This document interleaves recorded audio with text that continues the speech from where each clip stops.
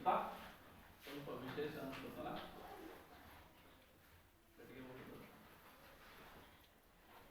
ಕೈ ಮುಗಿದು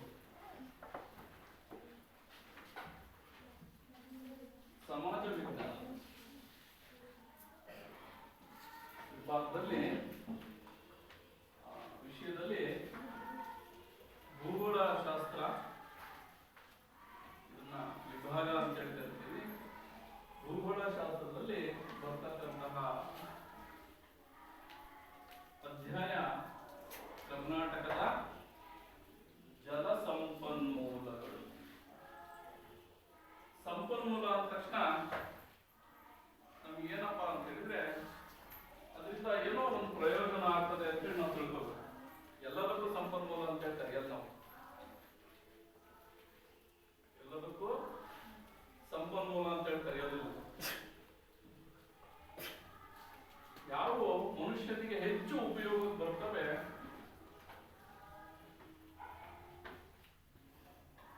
ಅದನ್ನು ಮಾತ್ರ ಸಂಪನ್ಮೂಲ ಅಂತ ಕರೀತೀವಿ. ಹೌದಮ್ಮ? ಹಾಗಾಗಿ ನಮ್ಮ ಪರಿಸರದಲ್ಲಿ ಅನೇಕ ಸಂಪನ್ಮೂಲಗಳಿವೆ.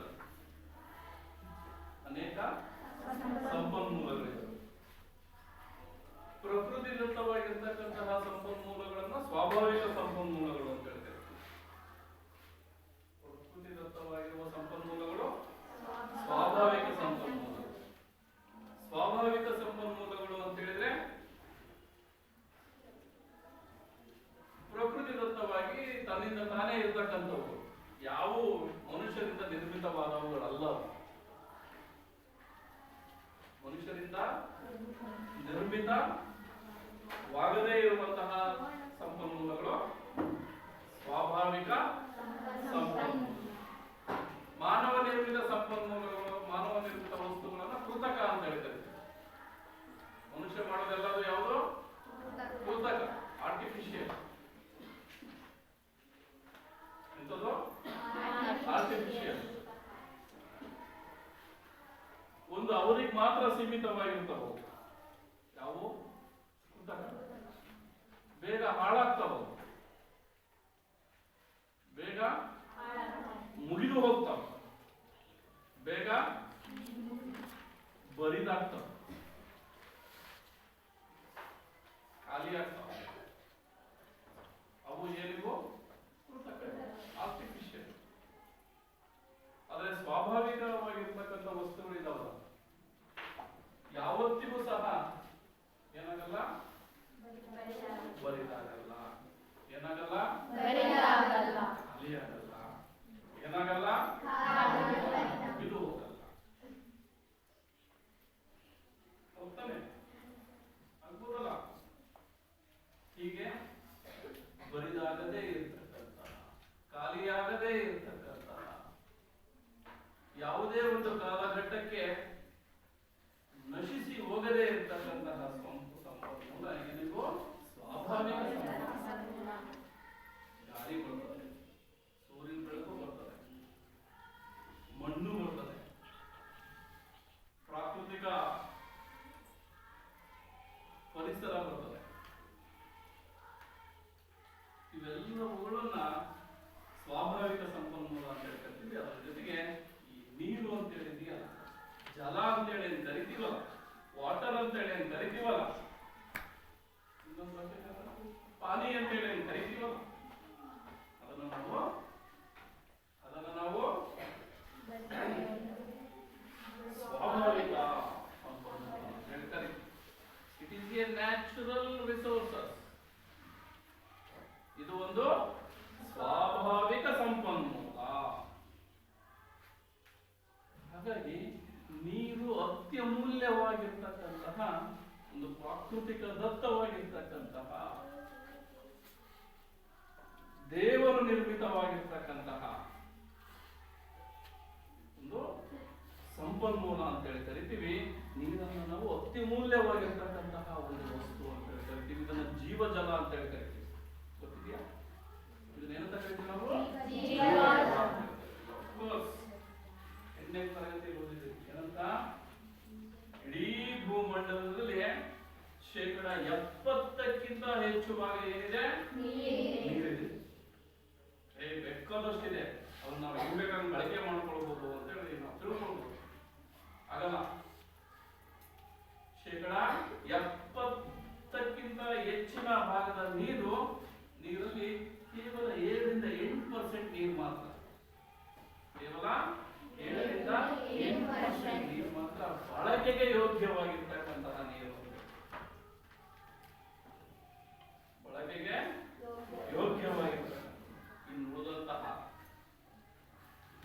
90ಕ್ಕಿಂತ ಹೆಚ್ಚು ಭಾಗ ನೀರು ನಿರುಪಯುಕ್ತ,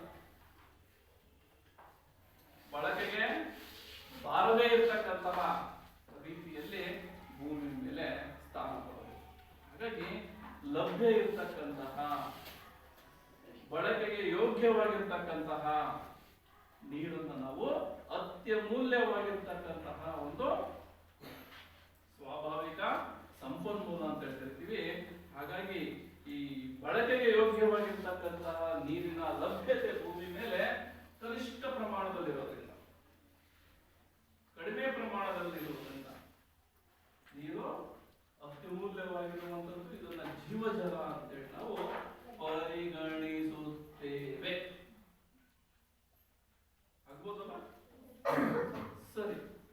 ಭೂಮಿಯ ಮೇಲೆ ಈ ಬಳಕೆಗೆ ಯೋಗ್ಯವಾಗಿರ್ತಕ್ಕಂತಹ ಅನೇಕ ನೀರಿನ ಮೂಲಗಳಿವೆ.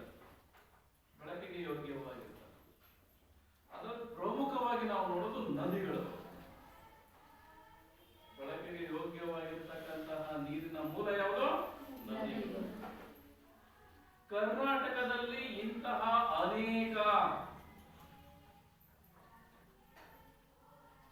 ನದಿಗಳು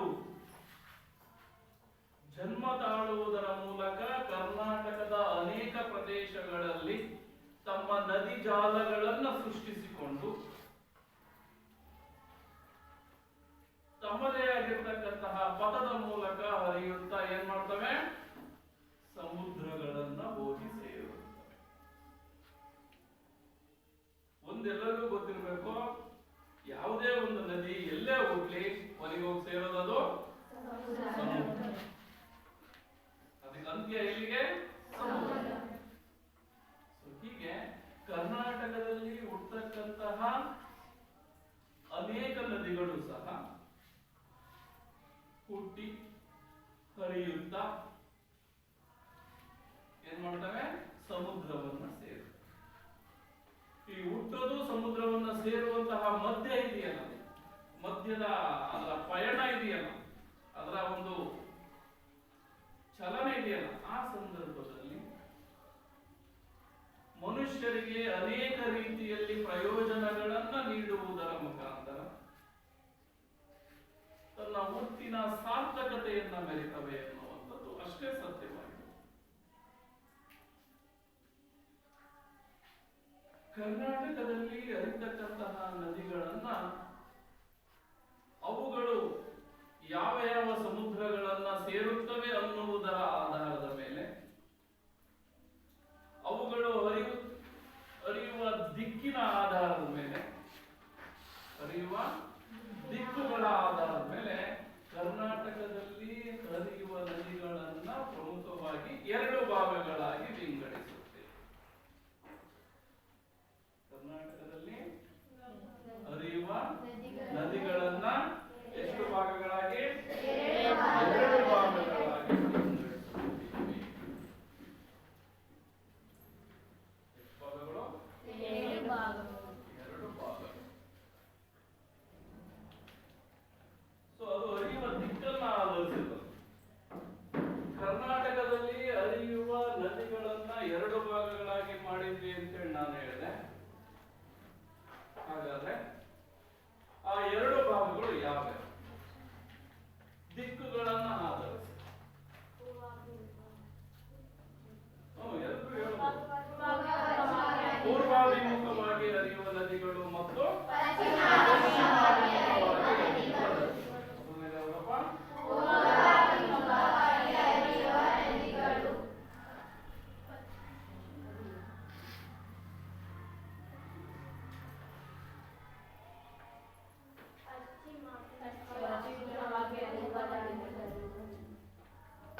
ಪಶ್ಚಿಮಾಭಿಮುಖವಾಗಿ ಹರಿಯುವ ನದಿಗಳು.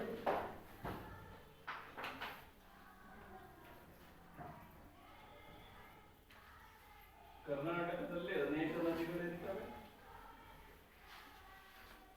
ಆ ಎಲ್ಲ ನದಿಗಳು ಅನೇಕ ದಿಕ್ಕುಗಳಲ್ಲಿ ಹರಿದುಕೊಂಡು ಹೋಗ್ತವೆ. ಕರ್ನಾಟಕದಲ್ಲಿ ಪ್ರಧಾನವಾಗಿ ಹರಿತಕ್ಕಂತಹ ನದಿಗಳ ದಿಕ್ಕನ್ನ ನಾವು ಆಧರಿಸಿ ಏನ್ ಮಾಡ್ತೀವಿ? ಕರ್ನಾಟಕ ನದಿಗಳನ್ನ 2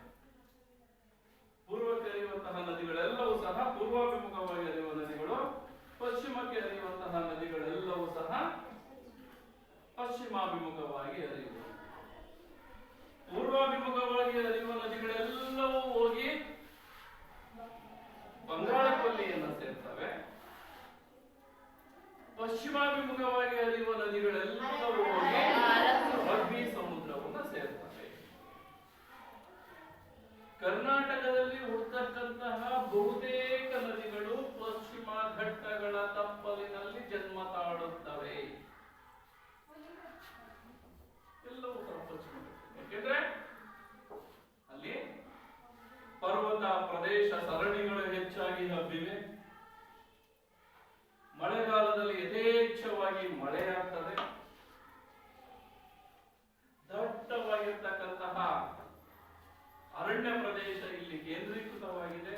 ಹಾಗಾಗಿ ಈ ಪ್ರದೇಶಗಳಲ್ಲಿ ಕರ್ನಾಟಕದ ಬಹುತೇಕ ನದಿಗಳು ಏನಾಗ್ತವೆ, ಹುಟ್ಟುತ್ತವೆ. ಹಾಗಾದ್ರೆ ಮೊದಲನೇದಾಗಿ ಪೂರ್ವಾಭಿಮುಖವಾಗಿ ಹರಿಯುವ ನದಿಗಳು. ಯಾಕಂದ್ರೆ ಪೂರ್ವಾಭಿಮುಖವಾಗಿ ಹರಿಯುವ ನದಿಗಳು ಪೂರ್ವಾಭಿಮುಖವಾಗಿ ಹರಿದು ಬಂಗಾಳ ಕೊಲ್ಲಿಯನ್ನು ಸೇರುವ ಪ್ರಮುಖ ನದಿಗಳೆಂದರೆ ಕೃಷ್ಣ, ಕಾವೇರಿ, ಪೆನ್ನಾರ್ ಮತ್ತು ಪಾಲಾರ್ ನದಿಗಳು.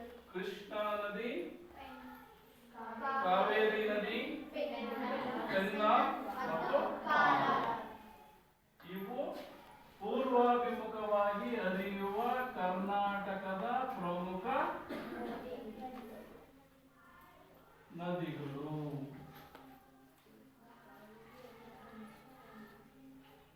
ಪೆನ್ನಾರ್ ಮತ್ತು ಪಾಲಾರ್. ಸೊ ಇವು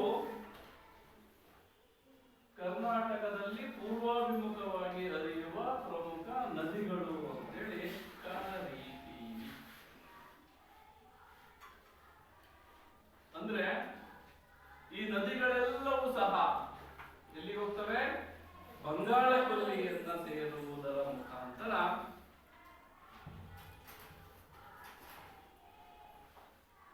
ಪೂರ್ವಾಭಿಮುಖವಾಗಿ ಹರಿಯುವ ನದಿಗಳು ತಮ್ಮ ಅಂತ್ಯವನ್ನ ನೋಡ್ತವೆ ಅಂತೇಳಿ ನಾವು ತಿಳ್ಕೊಳ್ತೀವಿ. ಅದ್ರಲ್ಲಿ ಮೊದಲನೇದು ಯಾವುದು? ಯಾವ ನದಿ? ಕೃಷ್ಣಾ ನದಿ. ಯಾವ ನದಿಯಪ್ಪ? ಕೃಷ್ಣಾ ನದಿ. ಕರ್ನಾಟಕದಲ್ಲಿ ಹರಿತಕ್ಕಂತಹ ಅತ್ಯಂತ ಉದ್ದವಾದಂತಹ ನದಿ ಅಂತ ಇದನ್ನು ಕರೀತೀವಿ. ಆದ್ರೆ ಈ ಕೃಷ್ಣಾ ನದಿ ಹುಟ್ಟೋದು ಕರ್ನಾಟಕದಲ್ಲ. ಕೃಷ್ಣಾ ನದಿ ಜನ್ಮ ತಾಳೋದು ಕರ್ನಾಟಕದಲ್ಲ, ಮಹಾರಾಷ್ಟ್ರದ ಮಹಾಬಲೇಶ್ವರ ಎನ್ನುವಂತಹ ಸ್ಥಳ. ಮಹಾರಾಷ್ಟ್ರದ ಮಹಾಬಲೇಶ್ವರ ಇದು ಸಹ ಪಶ್ಚಿಮ ಘಟ್ಟಗಳ ಸಾಲಿನಲ್ಲಿ ಬರ್ತಕ್ಕಂಥ ಒಂದು ಪ್ರದೇಶ. ಯಾವುದು? ಮಹಾಬಲೇಶ್ವರ. ವಾರ್ಷಿಕ ಸರಾಸರಿ 250 ಸೆಂಟಿಮೀಟರ್ ಗಿಂತಲೂ ಸಹ ಅಧಿಕ ಮಳೆ ಪಡೆಯುವಂತಹ ಪ್ರದೇಶಗಳಲ್ಲಿ ಒಂದು ಇದು. ಯಾವುದು? ಮಹಾಬಲೇಶ್ವರ. ಸೊ ಇಲ್ಲಿ ಕೃಷ್ಣಾ ನದಿ ಜನ್ಮ ತಾಳಿ ಕರ್ನಾಟಕವನ್ನ ಪ್ರವೇಶಿಸಿ ಕರ್ನಾಟಕದ ಮೂಲಕ ಆಂಧ್ರ ಪ್ರದೇಶವನ್ನ ಪ್ರವೇಶ ಮಾಡಿ ಆಂಧ್ರ ಪ್ರದೇಶದ ಮೂಲಕ ಬಂಗಾಳ ಕೊಲ್ಲಿಯನ್ನ ಸೇರ್ತಕ್ಕಂತಹ ಒಂದು ಪ್ರಮುಖ ನದಿ ಅಂತೇಳಿ ನಾವು ಇದನ್ನ ಕರೀತೀವಿ. ಯಾವುದನ್ನ? ಕೃಷ್ಣಾ ನದಿ. ಇದರ ಒಟ್ಟು ಉದ್ದ 1392 ಕಿಲೋಮೀಟರ್.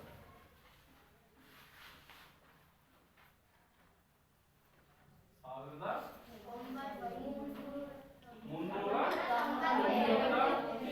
ಕಿಲೋಮೀಟರ್ ಉದ್ದವಾಗಿರ್ತಕ್ಕಂತಹ ನದಿಯಾಗಿದ್ದು ಇದು ಕರ್ನಾಟಕದಲ್ಲಿ ಯಾವುದು? ಕೃಷ್ಣಾ ನದಿ ಕರ್ನಾಟಕದಲ್ಲಿ 480 ಕಿಲೋಮೀಟರ್ ಹರಿಯುತ್ತದೆ. ಎಲ್ಲಿ? ಕರ್ನಾಟಕ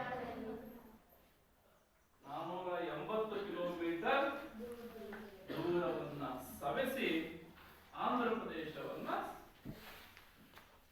ಪ್ರವೇಶ ಮಾಡಿ ಅಲ್ಲಿಂದ ಬಂಗಾಳ ಕೊಲ್ಲಿಯನ್ನ ಸೇರ್ತದೆ. ಯಾವುದು? ಯಾವುದು? ಹೀಗೆ 1392 ಕಿಲೋಮೀಟರ್ ಹರಿಯುವ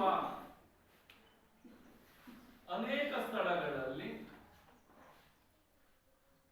ಈ ನದಿಗೆ ಅನೇಕ ನದಿಗಳು ಬಂದು ಕೂಡ್ಕೊಳ್ತವೆ. ಈ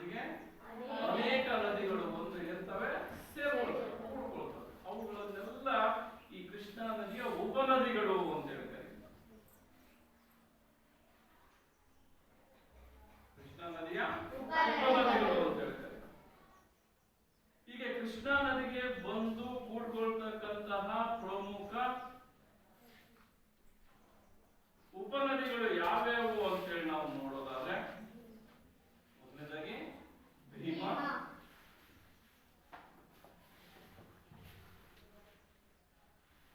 ಮತ್ತೆ ಕೊಯ್ನಾ, ಮತ್ತೆ ತುಂಗಭದ್ರಾ, ಮತ್ತೆ ಘಟಪ್ರಭಾ, ಮತ್ತೆ ಮಲಪ್ರಭಾ,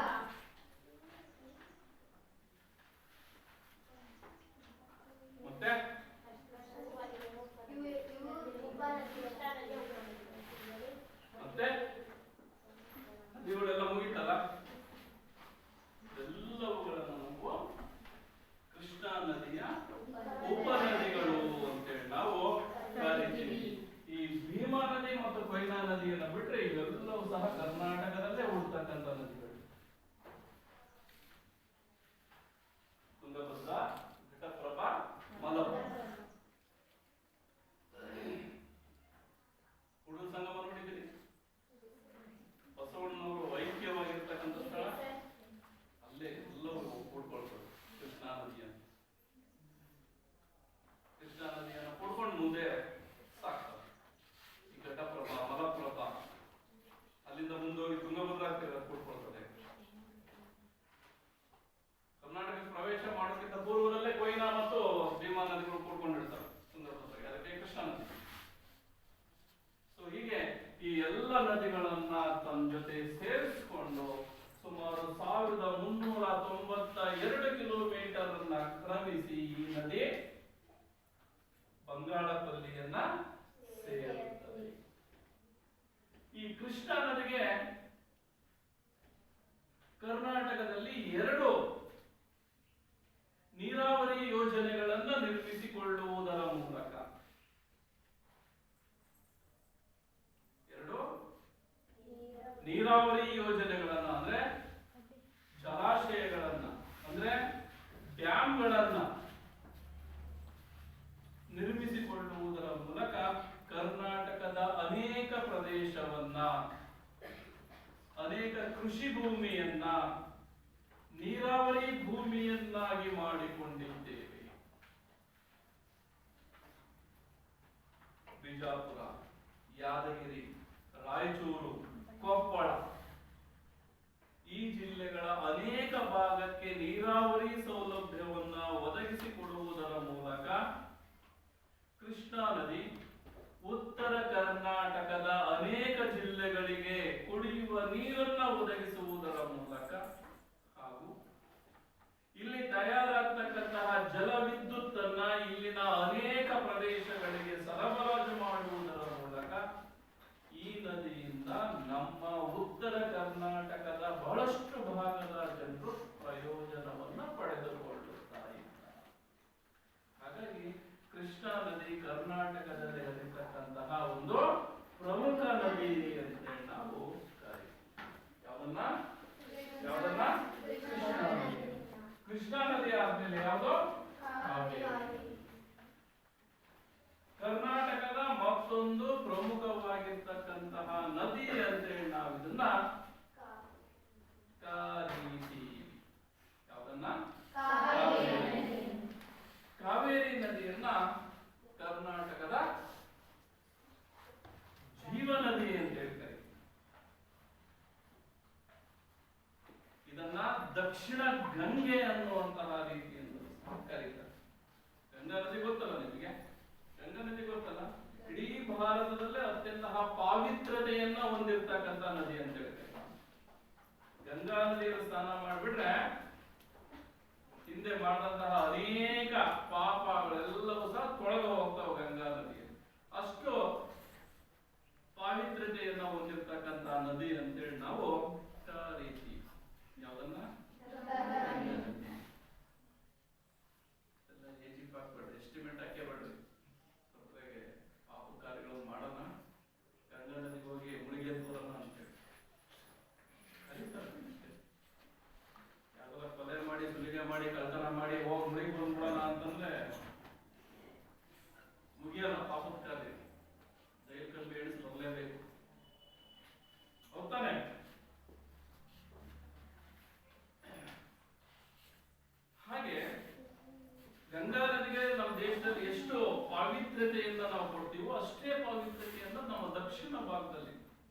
ಕಾವೇರಿ ನದಿಗೆ ಕೊಡ್ತಾರೆ. ಹಾಗಾಗಿ ಇದನ್ನ ದಕ್ಷಿಣ ಗಂಗೆ ಅಂತ ಕರೀತಾರೆ. ಏನಂತ ಕರೀತಾರೆ? ದಕ್ಷಿಣ ಗಂಗೆ ಅಂತ ಕರೀತಾರೆ. ಈ ಕಾವೇರಿ ನದಿ ಪೂರ್ವಾಭಿಮುಖವಾಗಿ ಹರಿತಕ್ಕಂತಹ ಒಂದು ಪ್ರಮುಖ ನದಿ ಅಂತ ಹೇಳಿ ಕರಿತೀವಿ. ಇದು ಸಹ ಹುಟ್ಟೋದು ನಮ್ಮ ಪಶ್ಚಿಮ ಘಟ್ಟಗಳ ಸಾಲ ಬರ್ತಕ್ಕಂಥ ಜಿಲ್ಲೆ ಯಾವುದು? ಮತ್ತೊಂದು ಜಿಲ್ಲೆ ಕೊಡಗು, ಮಡಿಕೇರಿ ಅಂತ ಕರಿತೀವಿ. ಕೂರ್ಗ್ ಅಂತ. ಆ ಕೊಡಗು ಜಿಲ್ಲೆಯ ತಲಕಾವೇರಿ ಕಾವೇರಿ ನದಿಯ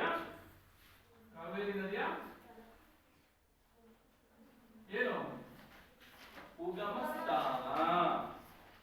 ಕಾವೇರಿ ನದಿಯ ಉಗಮ ಸ್ಥಾನ ಯಾವುದು? ತಲಕಾವೇರಿ. ತಲಕಾವೇರಿಯಲ್ಲಿ ಹುಟ್ಟಿ ಪೂರ್ವಾಭಿಮುಖವಾಗಿ ಹರಿಯುತ್ತದೆ. ತಲಕಾವೇರಿಯಲ್ಲಿ ಹುಟ್ಟಿ ಪೂರ್ವಾಭಿಮುಖವಾಗಿ ಹರಿಯುತ್ತಾ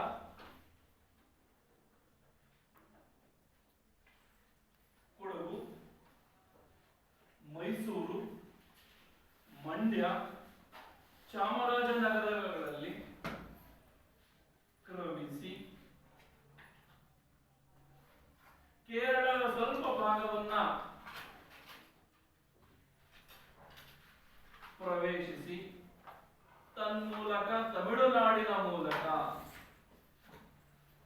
ಬಂಗಾಳ ಕೊಲ್ಲಿಯನ್ನ ಸೇರ್ತಕ್ಕಂತಹ ಅತ್ಯಂತಹ ಪ್ರಮುಖವಾಗಿರ್ತಕ್ಕಂತಹ ನದಿ ಅಂತ ಹೇಳಿ ನಾವು ಇದನ್ನು ಕರಿತೀವಿ. ಇದರ ಒಟ್ಟು ಉದ್ದ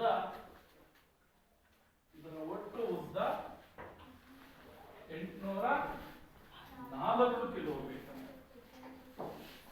ಒಟ್ಟು ಉದ್ದ ಎಷ್ಟಪ್ಪ? 804 ಕಿಲೋಮೀಟರ್ ಕ್ರಮಿಸಿ ಇದು ಬಂಗಾಳ ಕೊಲ್ಲಿಯನ್ನ ಸೇರ್ತದೆ. ಇದು ಕರ್ನಾಟಕದಲ್ಲಿ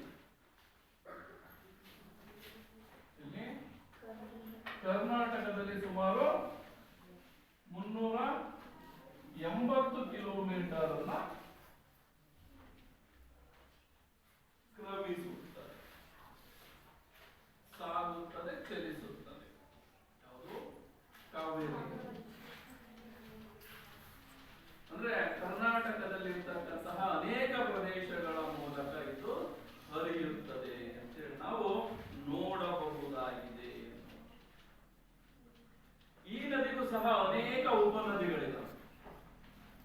ಕಾವೇರಿ ನದಿಗೂ ಸಹ ಅನೇಕ ಉಪನದಿಗಳಿದ್ದಾವೆ. ಕಾವೇರಿ ನದಿಯ ಪ್ರಮುಖ ಉಪನದಿಗಳೆಂದರೆ ಹೇಳ್ಬೋದಾ?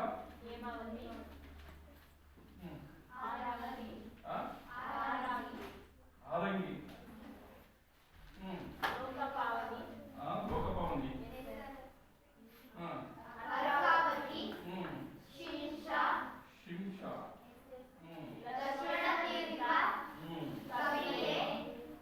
ಸುವರ್ಣಾವತಿ,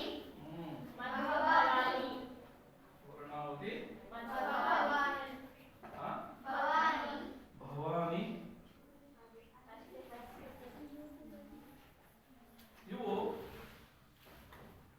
ಕಾವೇರಿ ನದಿಯ ಪ್ರಮುಖ ಉಪನದಿಗಳು ಅಂತ ನಾವು ಕರೀತೀವಿ. ಕಾವೇರಿ ನದಿಯ ಪ್ರಮುಖ ಉಪನದಿ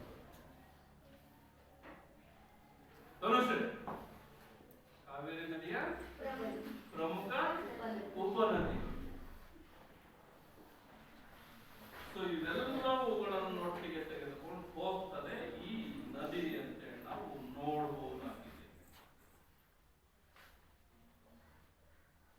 ಕಾವೇರಿ ನದಿಗೆ ಮಂಡ್ಯ ಜಿಲ್ಲೆ ಕೃಷ್ಣರಾಜ ಸಾಗರ ಎನ್ನುವಂತಹ ಒಂದು ನೀರಾವರಿ ಯೋಜನೆಯನ್ನ ನಿರ್ಮಿಸಿಕೊಂಡು ಮೈಸೂರು, ಚಾಮರಾಜನಗರ, ಮಂಡ್ಯ ಜಿಲ್ಲೆಗಳಿಗೆ ನೀರಾವರಿ ಸೌಲಭ್ಯವನ್ನ ಇದು ಒದಗಿಸುತ್ತದೆ.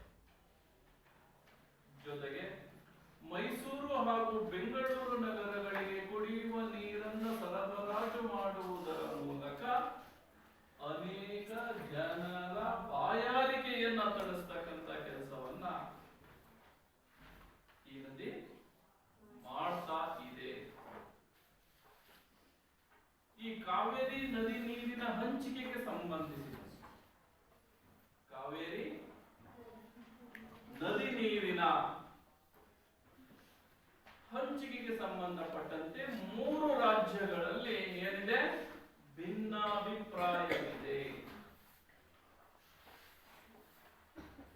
ಕಾವೇರಿ ನದಿ ನೀರಿನ ಹಂಚಿಕೆಗೆ ಸಂಬಂಧಪಟ್ಟಂತೆ ಎಷ್ಟು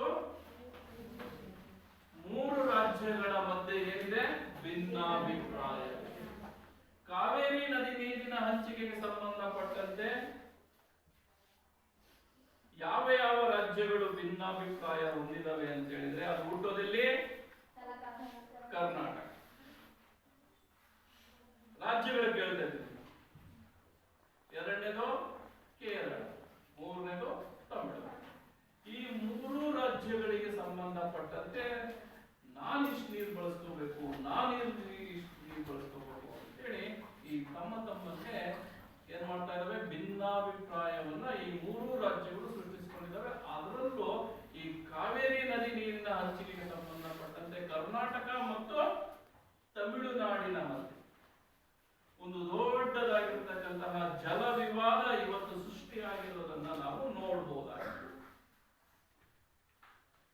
ಕಾವೇರಿ ನದಿ ಹುಟ್ಟೋದು ನಮ್ಮ ರಾಜ್ಯದಲ್ಲಾಗಿರೋದ್ರಿಂದ ಇದರ ಬಹುತೇಕ ನೀರು ನಮಗೆ ಸೇರ್ಬೇಕಾಗಿತ್ತು ಅಂತ ಹೇಳಿ ಕರ್ನಾಟಕದವರು ಮಾಡ್ತಾರೆ.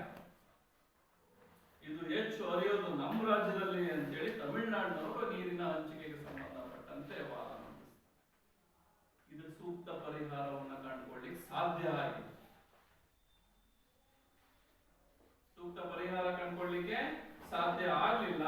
ಹಾಗಾಗಿ ಈ ನದಿ ನೀರಿನ ಹಂಚಿಕೆಗೆ ಸಂಬಂಧಪಟ್ಟಂತೆ ಈ ಜಲ ವಿವಾದವನ್ನ ಬಗೆಹರಿಸಿಕೊಳ್ಳಿ ಕೇಂದ್ರ ಸರ್ಕಾರ ಮಧ್ಯ ಪ್ರವೇಶಿಸಿ ರಾಜ್ಯಗಳ ಮಧ್ಯೆ ಇರ್ತಕ್ಕಂತಹ ನೀರಿನ ಹಂಚಿಕೆಗೆ ಸಂಬಂಧಪಟ್ಟಂತಹ ವಿವಾದವನ್ನ ಬಗೆಹರಿಸಲಿಕ್ಕೆ ಪ್ರಾಧಿಕಾರವನ್ನ ಪ್ರಾರಂಭಿಸಿ ಆಯಾ ನದಿಗಳ ಹೆಸರಿನಲ್ಲಿ ಕಾವೇರಿ ನದಿ ಪ್ರಾಧಿಕಾರವನ್ನ ಪ್ರಾರಂಭ ಮಾಡಿಕೊಂಡು ಏನ್ ಮಾಡಲಾಗ್ತಾ ಇದೆ, ಈ ಜಲ ವಿವಾದಗಳನ್ನ ಕಡಿಮೆ ಮಾಡಿಕೊಳ್ಳುವಂತಹ ಪ್ರಯತ್ನವನ್ನ ಮಾಡಲಾಗ್ತಾ ಇದೆ. ಆದಾಗ್ಯೂ ಸಹ ಈ ವಿವಾದವನ್ನ ಬಗೆಹರಿಸಿಕೊಳ್ಳಿಕ್ಕೆ ಸಾಧ್ಯ ಆಗ್ತಾ ಇಲ್ಲ. ಈ ವಿವಾದ ಬಗೆಹರಿದ ಯಾವಾಗ ಹೆಚ್ಚು ಸಮೃದ್ಧವಾಗಿ ಮಳೆ ಆಯಿತು ಅಂತಂದ್ರೆ ಏನು ಸಮಸ್ಯೆ ಆಗೋದಿಲ್ಲ. ಹಾಗಾಗಿ ಈ ಕಾವೇರಿ ನದಿ ನೀರಿನ ಹಂಚಿಕೆಗೆ ಸಂಬಂಧಪಟ್ಟಂತಹ ವಿವಾದವನ್ನ ಬಗೆಹರಿಸಿಕೊಳ್ಳಲಿಕ್ಕೆ ಇರೋದು ಒಂದೇ ಮಾರ್ಗ, ಅದು ಹೆಚ್ಚು ಮಳೆ ಆಗೋದನ್ನ ನಾವು ನಿರೀಕ್ಷೆ ಮಾಡಬಹುದು. ಸೊ ಹಾಗಾಗಿ ಈ ನದಿ ವಿವಾದಕ್ಕೆ ಸಂಬಂಧಪಟ್ಟಂತೆ ಹೆಚ್ಚು ಮಳೆ ಆಗಲಿ ಅನ್ನುವಂತಹ ಒಂದು ರೀತಿಯಲ್ಲಿ 2 ರಾಜ್ಯಗಳು ಜನರು ಬೇಡ್ಕೊಳ್ತಾರೆ ಅಂತ ಹೇಳಿ ತಿಳಿಸ್ತಾ ಮುಂದಿನ ನದಿ ಪೂರ್ವಾಭಿಮುಖವಾಗಿ ಹರಿತಕ್ಕಂತಹ ನದಿ ಯಾವುದು, ಪೆನ್ನಾರ್ ಮತ್ತು ಪಾಲ್. ಸೊ ಪೂರ್ವಾಭಿಮುಖವಾಗಿ ಇರತಕ್ಕಂತಹ ನಮ್ಮ ರಾಜ್ಯದ ಮತ್ತೊಂದು ಪ್ರಮುಖ ನದಿ ಅಂತ ಹೇಳಿ ನಾವು ಇದನ್ನ ಕರೀತೀವಿ. ಯಾವ್ದನ್ನ, ಪೆನ್ನಾರ್ ಮತ್ತು ಪಾಲ್. ಚಿಕ್ಕಬಳ್ಳಾಪುರ, ಕೋಲಾರ, ತುಮಕೂರು, ಬೆಂಗಳೂರು ಗ್ರಾಮಾಂತರ ಜಿಲ್ಲೆಗಳಲ್ಲಿ ಈ ನದಿಗಳು ಹರಿಯುವುದರ ಮುಖಾಂತರ ಆಂಧ್ರ ಪ್ರದೇಶದ ಮುಖಾಂತರ ತಮಿಳುನಾಡನ್ನ ಪ್ರವೇಶ ಮಾಡಿ ಬಂಗಾಳಕೊಲ್ಲಿಯನ್ನು ಸೇರ್ತಕ್ಕಂತಹ ಮತ್ತೊಂದು ನದಿ ಅಂತೇಳಿ ನಾವು ಇವುಗಳನ್ನ ಕರೀತೀವಿ. ಇವಿಷ್ಟು ಪೂರ್ವಾಭಿಮುಖವಾಗಿ ಹರಿತಕ್ಕಂತಹ ಪ್ರಮುಖ ನದಿಗಳು ಅಂತೇಳಿ ಕರಿತೀವಿ.